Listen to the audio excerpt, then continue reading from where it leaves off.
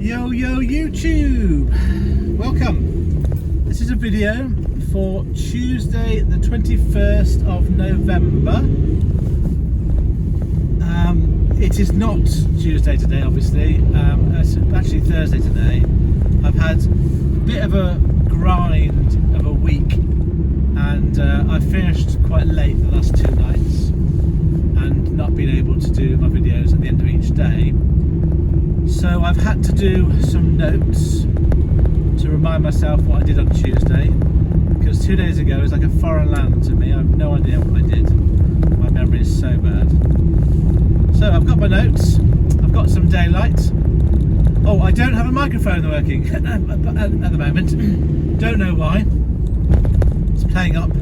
So unfortunately this might not be as clear as it usually is. I will try to speak clearly, and I'll try to speak a little bit louder than usual so that you can hear what I'm saying. So, if you remember, on Monday I was tramping out, having driven from Liverpool to Warrington, hoping to find some work, but I was a bit concerned that in the morning I would have lots of competition from other drivers and I wouldn't find a decent job. But I didn't worry, because I got a job quite quickly on. There was quite a lot of jobs that I could bid on in the morning. I started bidding about 7:30, and by 8 o'clock I'd been given a job going from Warrington. It was about 5 miles from me, but it was about 20 minutes because of the traffic. So I arrived at about 8:20 at what's called them a mid-range shippers depot. That's how I'd refer to them. There's quite a lot of people working there, but they've probably got 2 or 3 depots rather than sort of being national. So, you know, reasonably big outfit, but still small enough to sort of know the people that are there. And I was given 2 boxes for 2 drop-offs.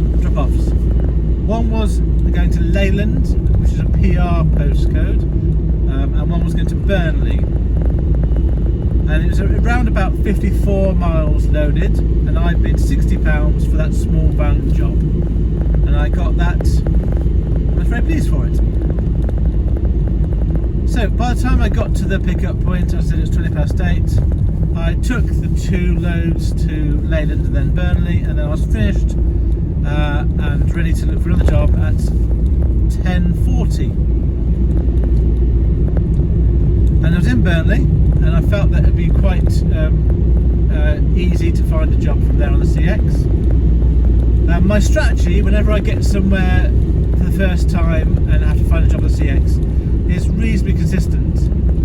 If I haven't got a job straight away, what I do is, as soon as I've offloaded, I park up somewhere and I look on the map, the alerts map, and at the closest available job to where I currently am, I put a bid on it. Then go to the next closest job, put a bid on that. I keep doing that until I get out to, I mean, ideally no longer than half an hour away from where I am. It depends on how quickly a job comes up. But on this occasion, I got a job reasonably quickly. It was about half an hour later I got the job, and it was going from Nelson to Newton Aycliffe in the northeast. Nelson was about 8 miles from where I was, and the job that I got was for a small van taking 1 pallet, and it was about 82 miles, and I bid £85. And the guy that rang me sounded quite nice and friendly, and he did the dreaded thing, which was asked if I'd do it for cheaper. Now, one thing I've realised about me, and you may or may not realise about me, is that I am quite stubborn, and I tend to stick to principles. And I think the reason for that is I'm not good at reacting in the moment. I'm not good at being creative. So once I've got a plan, I tend to just stick to that plan. I think about the plan beforehand, and then I come up with the plan, and I just stick with it. And one of the reasons why I mention that is whenever I get questioned about reducing my bid, my mind is going, no, don't reduce your bid. And it's like, shout at me, don't reduce it. So my instant response whenever I get asked for somebody, can I do it for cheaper, it's just it's an automatic response, no, I can't, sorry. I say it nicely, I try to say it nicely, but I don't reduce my price. And my rationale is, I've put a bid on a blind bidding platform. I don't know what everyone else is bidding. I put a bid on that I think is fair and I would do the job for. So if I'm getting a call from somebody, I think it's just right that they should, they wouldn't have called me if it wasn't a suitable bid. So to try and bid me down, I think is unreasonable, although I can sort of see why people do it. I don't like it, but I know it happens. But therefore, I tend to just say no all the time. There's the odd exception, that once in 100 times when I will go down because of a reason. Maybe it's because I need the job, or it's really helpful, or there's some reason why out of the ordinary I might reduce the money. But generally I said no. And so this guy started to say, I could tell what he was saying before he said it, and my mind was going, no. So I said to him, no, I wouldn't reduce it. And he said, would you do it for 75? I said, no. He said, we go halfway, meet me halfway, go 80. And I said, no, sorry, I won't do that. And in the end, he just gave it to me. So in the end, the price I bid was acceptable. So I don't really know why he felt the need to try and bid me down. Well, okay, I do. It's because he wants extra money from me. But I wasn't going to do that. Anyway, so I got £85. One thing that I've started doing now pretty much all the time is when somebody offers me a job, I ask them to give me the full postcode there and then. I put it into Google Maps and I can tell them immediately how long Google Maps is saying I'm going to take to get to their pickup. Now, when I had the original postcode before I won the job, it was saying I was about 15 minutes away from the pickup. When I put the actual postcode in, it was actually 9 minutes away, which is really always nice to see when you're closer than you think. So I told him I was 10 minutes away, and then made my way towards the pickup. As I picked up really quickly, about 11:30 I picked up, I was on my way, and then as I was moving towards Newton Aycliffe, I texted a shipper that had given me a job from Newcastle last Friday, because they said to me, if you're ever back in the area, give us a contact, we might have to give you work. And the reason why I took this job to go to Newton Aycliffe, I realised it was the North East, but I wasn't quite sure exactly how far up it was. And I thought, well, I'll take the job, and then there's a chance I might get a job going southwards from the shipper that I worked for last week. So I texted them, told them my van size, and they said they didn't have anything for me today, but that was worth a try, but didn't get a job from them. So I was now going to be looking for a job on the CX when I got to Newton Aycliffe. So I got there, got my pack offloaded, and I was ready to look for jobs about 2:05. And there was a sprinkling of jobs. Washington had a few jobs, Gateshead had a few jobs. And a job came up probably about half an hour later, so let's say about about 3:15, and it was going from Washington to London, 285 miles. I bid £300, and I left it for about 5 minutes, and it was still on there. So I called the shipper and spoke to a very nice guy, and he said to me, I wasn't the cheapest, there's one person cheaper, but I had good feedback, and he was, because I'd called, he was minded to give me the job. The only thing was, he had to wait for the payment to be received from his customer before he could give the job out. So he'd call me back when that happened. So I was now waiting outside my second drop off, and I've been there for about 20 minutes, 25 minutes. I was thinking, well, I'm bored now, so I made a calculated risk, because there was work coming out of Washington. I'll start to drive the half an hour heading towards Washington, north of the A1M, and I'll keep looking for jobs. But if I do get this job to London, I'm going to save time by starting to move up. And on the way up, there was a job. Other jobs I've been on.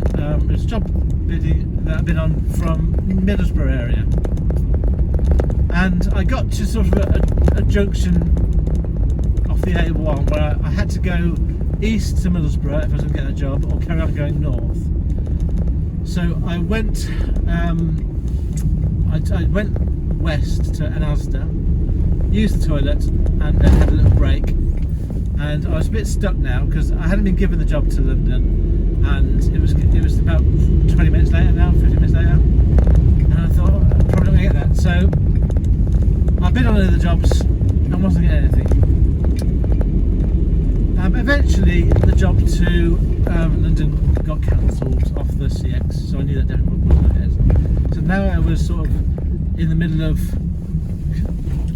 nowhere, stuck between going north to Washington, but heading further away from home, or heading south towards Leeds area, which is where I felt I'd have a good chance of getting a job. And after a bit of prevarication, looking at jobs, I decided that I would head back home effectively, because I couldn't risk going any further north.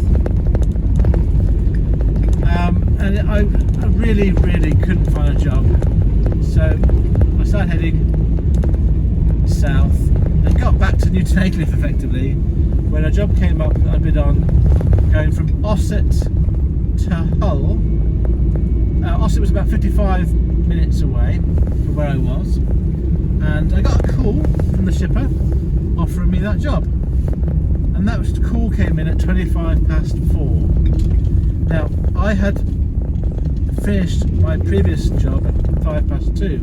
That was 2.25 hours of trying to find a job without any luck. So I was getting quite desperate at this point, and quite frustrated about not finding a job for the CX. And this job that I was offered was a long wheelbase job. I told them that I was going to be an hour away from pickup, and they said that's fine. I had to be there for 5:15. And I said, well, I'm probably more likely going to be there at 5:30. So when I've been on the job, it said 4:15 to 5:45, and then I put on I'd be an hour away. When they called me, it was 4:25. I said I'm going to be about an hour away, so I said really 5:30 is a realistic time I'm going to be at this place. They said that was fine, and so I made my way towards Ossett. One of the things that I learnt today, and it happened a couple of times this week, is that the shipper that I got the job for said, "You've worked for us before." And he said that really quickly. Like when I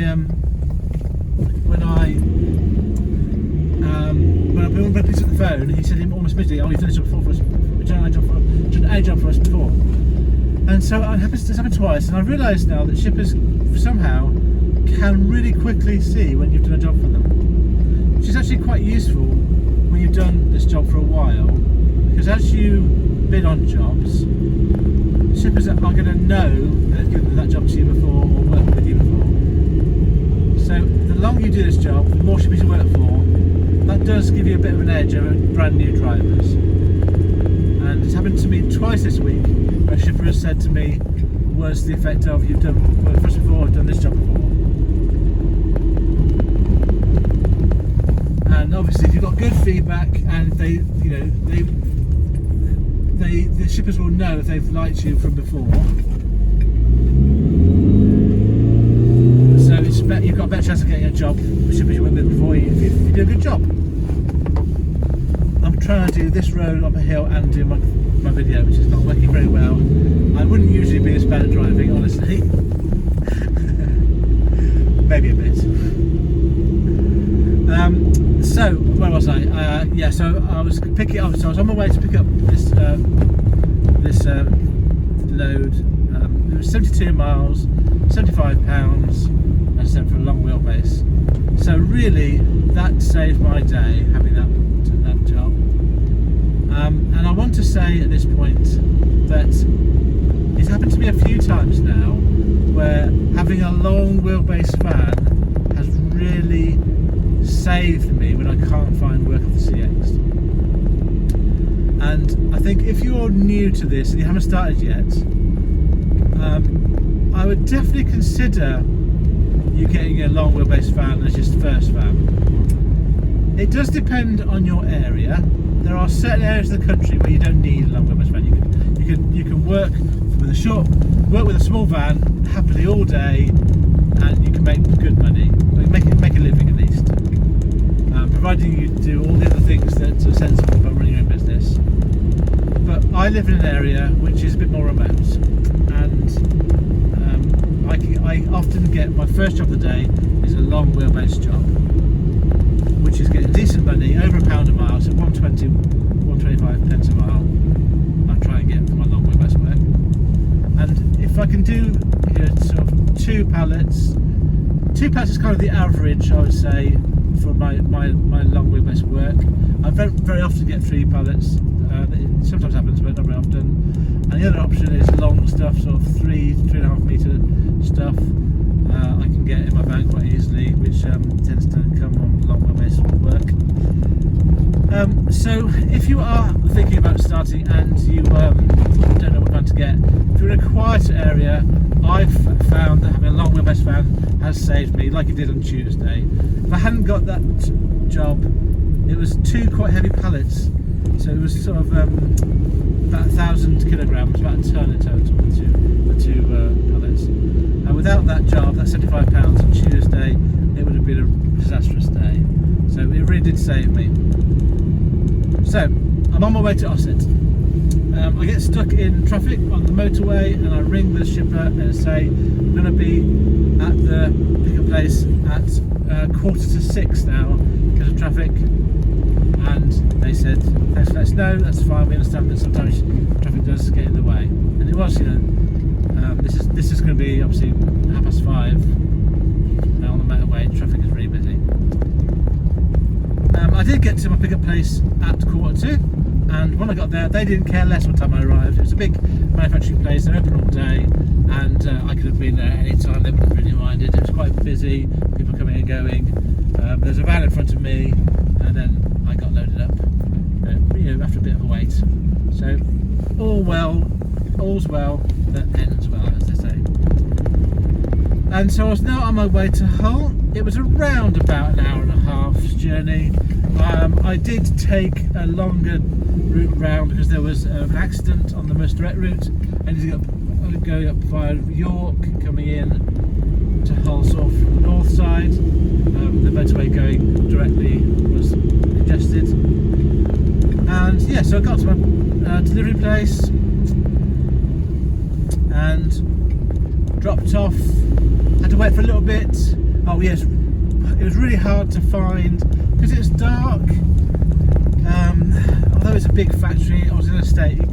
I wasn't quite sure where the entrance was. And I eventually did find the entrance. Had to wait for a bit to get offloaded. But now I've been there once, I'll know next time where to get exactly. So when it's dark, it's quite hard when you get to somewhere for the first time to actually find out where the entrance is sometimes. If they've got a big lit sign, that's great, but if they haven't, it's hard to find out. And this place had multiple site entrances, so I used Google Maps to find the actual factory, but it wasn't that helpful last night. Okay, so I was then offloaded by about 7:30ish, and I was parked outside, and my plan was to try and find another job going southwards. or just to go home. The most direct way home was 2 hours 10 minutes over the Humber Bridge, but I chose to do a calculated risk and do something slightly different.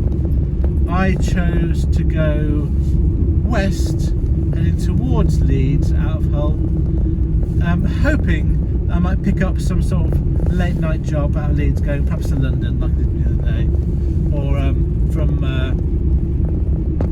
Leeds going anywhere southwards. And I went along the motorway. I think it's, no, I'm not sure. I'm going to say M62, but I might be wrong. Then I went down to Doncaster, M18, then onto the A1M, and then down south to home.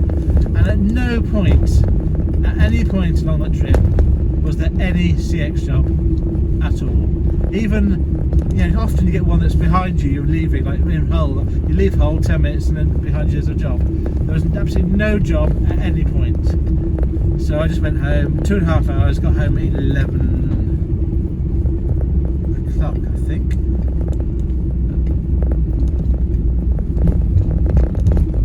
Maybe it was 10:30. Oh yeah, no, it's 11 o'clock. I had I waited around for a bit to try and find a job after I'd got up. I think I was waiting for about a half an hour before I went to the afternoon bits and pieces. Yeah, I got home at 11. Right. So let me give you my stats for Tuesday. As I said, I want to repeat, that last job saved my day, but it wasn't a good day.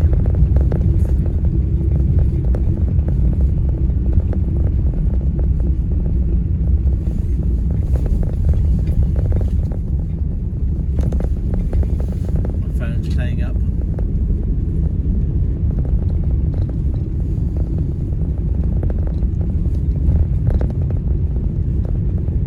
Right, here we go, sorry about that. So I worked on Tuesday for 14.5 hours.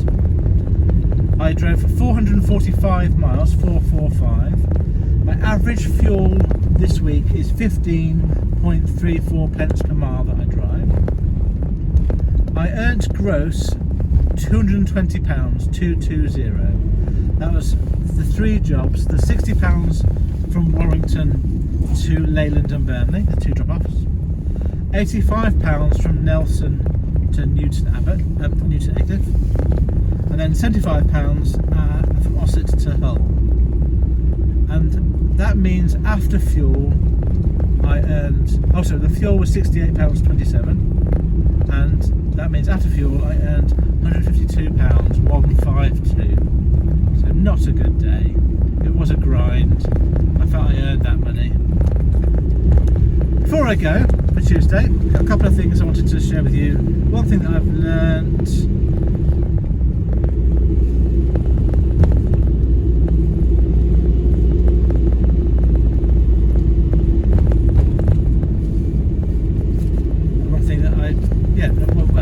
A couple of things that I do now. So a couple of things that I want to show you that I do, which if you're new, I think is worth knowing. So whenever now I deliver an item and I'm doing my paperwork, as the person is giving me the item or forklifting the item onto my van, I always say to them, "What's your first name?" And then I always say, "Thank you," let's say it's David, "Thank you, David," at the end, so I'm being a bit more personable. And I find that people quite like, well, I get the impression people like that, than just not using their name. But the other reason why I find it useful is when I'm then doing the pod, often people don't put their first name on the pod, and sometimes shippers want full names. So I then go on and write on the pod, if they put on D. Smith, I'll then just add David as the first name onto the pod, so that the shipper knows the actual name of the person that I've either got the item from or given the item to. And the second thing I've started saying my name when I answer my phone. So I think rather than saying hello, which I'm trying to be a bit more professional, I say, "Hello, Justin speaking." Justin speaking. and that just kind of is a bit more professional when I'm on my workday. My name is not Justin, by the way.